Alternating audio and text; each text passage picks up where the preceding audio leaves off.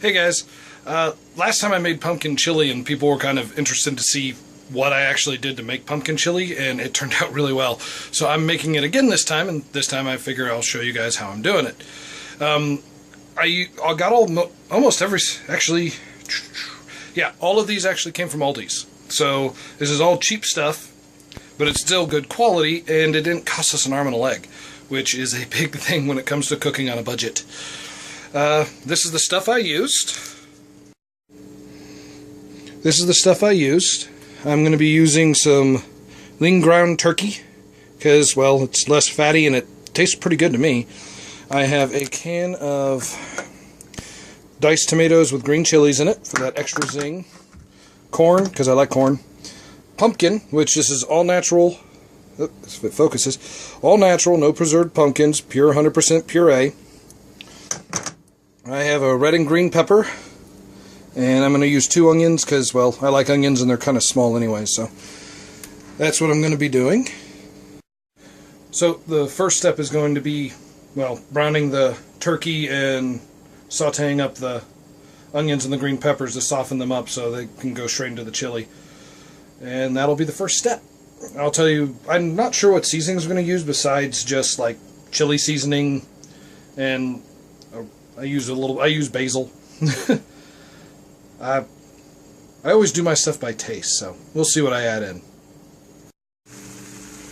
Well, here is the turkey and the onions cooking. It smells really good. Yes, I know there's a lot of onions in there. If you don't like that many onions, you don't have to put them in. But for me, they're cheap, they're good, they're filling. I like them. Also, for anyone that doesn't know, Aldi's is a cheap grocery store.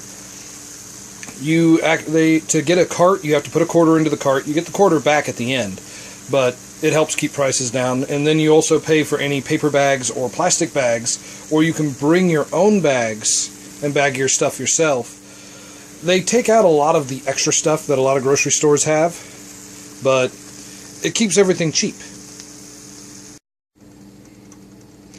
Okay, I've now chopped up the red and green peppers. Chopped them up kind of small. That way they fit easier on a spoon or a cracker. And this is what it looks like. The onions were getting kind of clear, so knew it was the time to add the peppers. The meat's pretty much cooked through, so it's all ready. So I'll let this go for a little bit, let the onions finish getting cleared, and let the peppers soften up some. And then I'll start working on the big pot and the sauce that all this is going to be going into to make a really nice chili. Hey, that's still cooking, but I just opened up the cans to my vegetables and stuff, and I wanted to show you guys something. See how that is so nicely cut? Doesn't have the jagged edges. I use this can opener. This thing is awesome. I got it from Walmart. It just sits on there. You can't even tell it's cutting.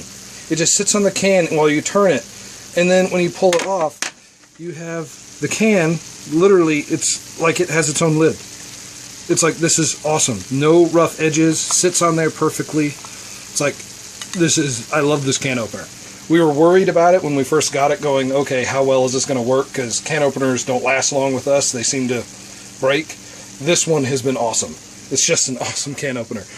And since we don't have to worry about it cutting our hands or anything, it's even better. Just thought I should show you guys that. Okay, this is all the stuff from the cans. The pumpkin, the corn, and the tomatoes. I went with 2 cans of tomatoes because it seemed like it needed a little bit more. Plus this is pumpkin puree, so it doesn't have any of the added sugars that come with pumpkin pie filling. If you use pumpkin pie filling, you could go with less tomatoes because it'll have a lot more sweet in it. I also added about a half a cup of water just to help get it spread out and get it going.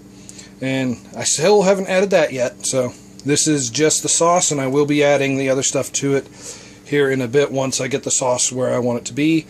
I've added a little bit of basil to it, and I also added probably about 1/4 cup of brown sugar to sweeten it up just a little bit, because, well, we like sweet chili.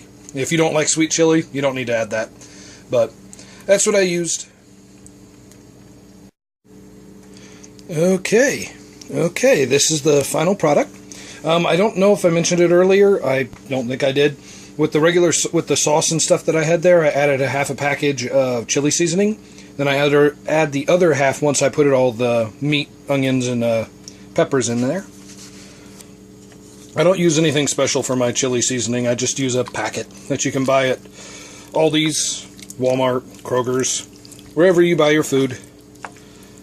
So, nothing special. Season as you like. If you like something a little sweeter, you add a little bit more sweet stuff. If you like it a little more spicier, add some jalapenos to it. But that's pretty much it. I think it's a pretty good thing. So, that's how I make my pumpkin chili. Me and my roommate like it. I haven't had anyone else around to try it, so. But I figure if we like it, that's all that matters, right? But, it turned out good. We're going to sit down and enjoy it after it simmers for a little bit, because everything tastes better once it's sat for a little bit, especially chilies. Just let it sit, simmer, all the flavors mix together. Because you know everything's better the next morning too, so. There's more than enough there for us. We'll have it today and probably have some tomorrow too, and that'll finish it off. You can always expand it later. Add another can of, add some tomato sauce to it, or add another can of pumpkin and some water. Not hard to expand on chili, especially when it's as thick as what I make. Well, if you guys like this type of video, let me know.